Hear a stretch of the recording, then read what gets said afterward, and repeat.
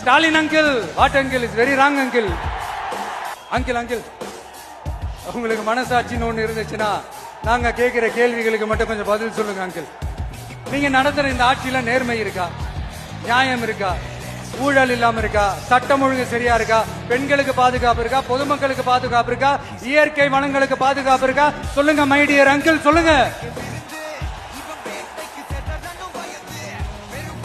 டாஸ்மாக்ல மட்டுமே இது வரைக்கும் 1000 கோடிக்கு மேல ஊழல் சொல்றாங்க.